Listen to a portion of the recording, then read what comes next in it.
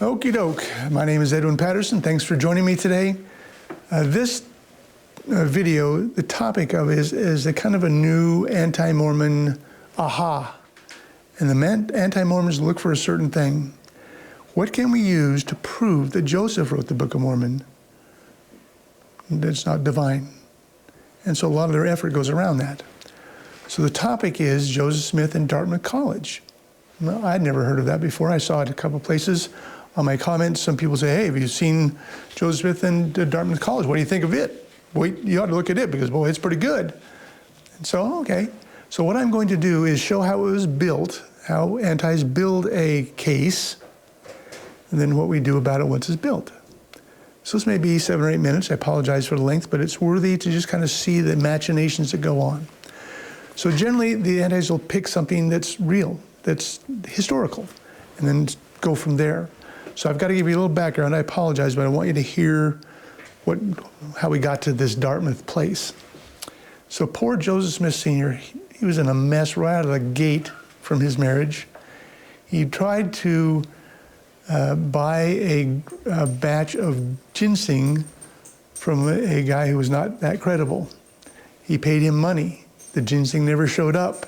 The guy went to Canada with all of Joseph's money, and he owed thousands of dollars. Now, Lucy Mack Smith got $1,000 when she was first married. That's a lot of money today. I don't know if that's $500,000 or what it is, but it's a lot. She saw nothing but an easy path. They had a farm of their own, $1,000, everything was going great. They're having kids every 2 years, like just the top. They had 10 total kids over the period of time. One of them died young, the rest were alive. 3 girls and 7 boys was the division. So she gives her $1,000 to her husband, uses to pay our debts. That must have killed her. I can't imagine it. And then Joseph Smith Sr. made a decision that would change the course of the Smiths, and it was a bad decision. He decided, because he was integrable, because he was honest, he was going to sell his farm for the rest of the money to pay off his debt. And he did that. Everything in the Smith household changed at that time. They became tenement farmers, a horrible place to be. I'm renting land, so now I got to raise a crop enough to feed my family, hopefully save a little bit, and pay for the land we're growing on. It's a very difficult thing if anything in the climate goes wrong. So now that's where they're at. And they go year after year after year, just kind of getting by because it is just not working that well. Finally, in 1812, they have a great year of farming. The wheat comes in, it's at a good price, they sell it, they have money. And their first thought is, well, hey, our poor children have not had much as far as education. What can we do about it? We can actually afford something now. So they actually moved from Vermont to the east, across the Connecticut River to New Hampshire, because there was a school there they wanted one of their children to go to. And the school's name was the Moores Charitable Institute.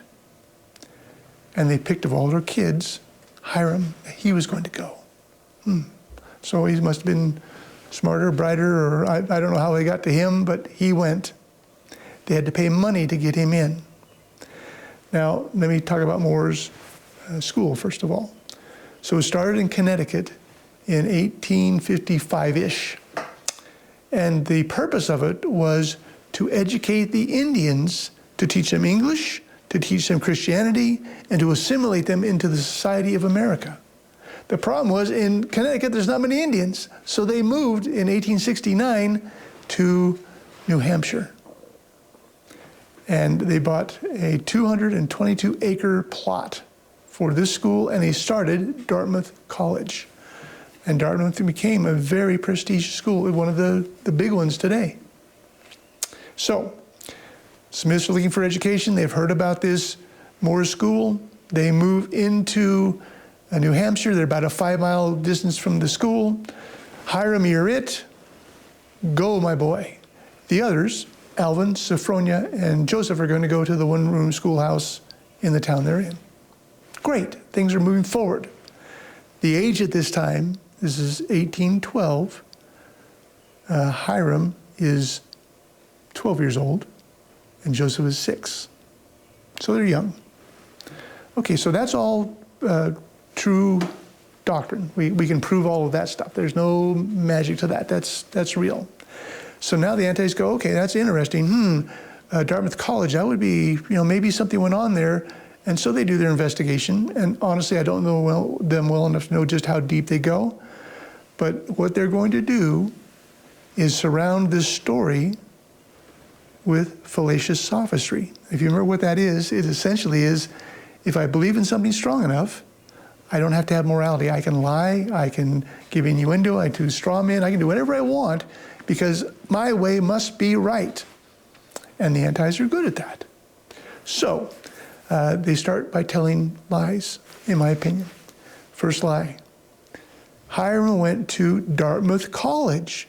No, he went to the preparatory school next door. It's on the same property, but it's preparatory. It is for younger children to learn the basics so they can go to Dartmouth, so a feeder for Dartmouth College. Second lie, he went there for 4 years. Nope, he went there for a little bit of 1 year. Well, then when he was there at Dartmouth, he was bringing home everything he learned and teaching Joseph. So he would prepare Joseph for the eventual writing of the Book of Mormon. That may or may not be true, I don't know that. Certainly he learned things in his school that were theoretically more intelligent, more together than the little one house schoolhouse, but I don't know but it makes sense. Hiram would share whatever he had. But then there's innuendo. Well, he could go to the library at Dartmouth. There were probably maps of Arabia, Jerusalem, Egypt. He could bring them back. Look what I found. And that's how Joseph became so educated that he could actually write the Book of Mormon. That's interesting. And these boys who tell this story do it with glee. And they're look at, finally we found the answer. We're ready to go. We've got him now. Okay, well, let's take a look at this then. So the best way to do when you see anything that some anti says is say, let me take a breath, let me ponder, and let's see if we can find out a better or more informed or more truthful explanation. And from our side, from the Church of Jesus Christ of Latter-day Saints, there's always a better side than the antis are showing. So it just takes a little patience. Maybe you look on YouTube and find some things. Maybe you look on your own. The books I showed you just a bit ago, they're all available. In fact, I have a friend in Missouri who is, he and I studied together for a long time, smart guy. I told him about these books. While we were talking on the phone, he bought the 3 Kirkham books, boom, so they're online at Amazon. So I'm not saying you gotta go out and buy them, but he was that enthused because he wanted to see what was in them. Not many people know about this poor guy, but they're beautiful books with a lot of good information. Okay, so what is the real story? Well, let me see if I can find the book I want here. Pardon me just a moment. So the book I'm going to use is Hiram Smith, Patriarch.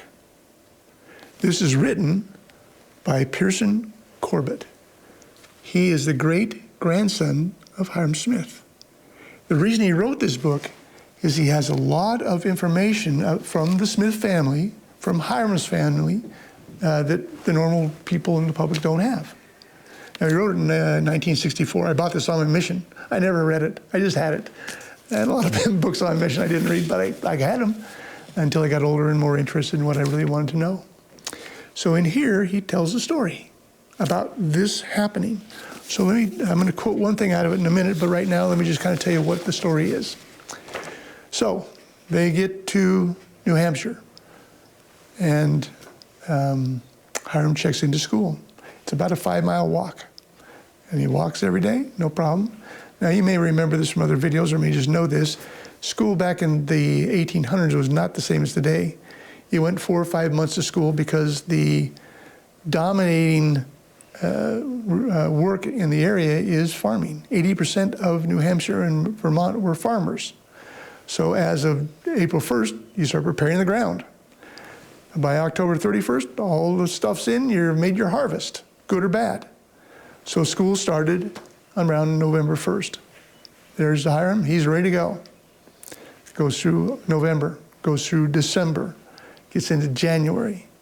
Bad thing happens at the school. Typhus fever hits, and it is mean, and some people are dying. They say, we're closing the school down, go home. Hiram does come home 5 miles away and brings the typhus fever with him. The family gets it. Sophronia, the oldest daughter, almost dies. Joseph gets it, and this is the famous story where he got it first in his shoulder. Mom, I think I broke something. I don't know what it is. Doctor said, no, he probably just strained it. It's no big deal. The pain was very, very intense, but it moved from his shoulder down to his leg. And now this is the famous story. And these doctors came from Dartmouth. So again, Dartmouth's a legitimate college. Smart, they've been around a long time. And they came and saw and said, we got to cut his leg off. Please don't cut my leg off. And mother says, please don't cut his leg off. Well, we could try this thing, but we don't really know if it works or not. Please, anything. That's when they, again, famous story. They slice open his skin on his shin, break the bone open, go in with pliers and break off the bone inside that's poisoned, that's killing him. Now, obviously, that didn't do him a lot of good. So they did their thing, patched him up, went away. Joseph Sr. had his brother take Joseph to the ocean, to Salem, Massachusetts, to recover. And he did that. Came back months later. Now, another lie that the antis say is Joseph was laid up now for 4 years. He wasn't. And for many reasons, we know that. But the reason they want that is because if Hiram going back to school and coming with good stuff for Joseph, again, they're 7 and 13, 8 and 14, 9 and 15, before they leave for Palmyra. And yet all these things are going on. He's becoming educated way beyond his abilities normally. So here's what really happened. The land that they rented in New Hampshire wasn't doing that good. This is now the summer of 1813. And so they have a family vote. And the family vote is, do we stay here or we go back to Vermont and try, because that's where we had the successful crops. They raise their hands and they vote and they move back to, again, across the Missouri or the Connecticut River, going west now to Vermont. Again, it's only about 5 miles away from the school, so it doesn't preclude Hiram from going, but there is a problem. From 1813 on, 13, 14, and 15, their crops are miserably destroyed by too much rain. In 15, it actually snowed in the summer. They're just hanging on by the threads of their teeth to stay alive. They have some fruit trees on the property they rented. They're selling those. They're selling anything they can sell to make money, to live, just exist. They have 9 kids. The problem with Hiram going to Dartmouth College, which he did not, even the preparatory school for 4 years, they didn't have any money, and they had to pay for him to go. Joseph was up and around. He limped. He limped the rest of his life, but up around when he came back from Salem. So we have this dichotomy, a story with a curve. Was the curve true? So I think the fair thing to ask is, well, where did you get that stuff, Brother Anti? Show us the reference. Can you do that? Where is Hiram listed 4 times in 4 years at Dartmouth College? No, it's not. Okay, so that's a generality. And last little quote here from this book. It says, Hiram's chances for an education were never again as good as they had seemed before the typhus fever. So this biographer, the great-grandson of Hiram, who had the access to the information, knows that Hiram didn't go anymore. He didn't have a great education. But life is life. My point is, if you want it, you can see all this kind of stuff everywhere you go. There's so much anti-stuff out there. I'm just saying, if you use reason and just take a breath, all these are disproved. As we'll see over the next, and I have, 10, 12 more videos And again, I'm sure some antis are good people. I see them on my comment page. They're polite. They're respectful. Some are just mean little SOBs. They're not pretty kind people. But that's life. For us, we can have the joy of truth on our side. And you'll see it over and over again as we go through these. I thank you for your time. Thank you for listening. See you soon.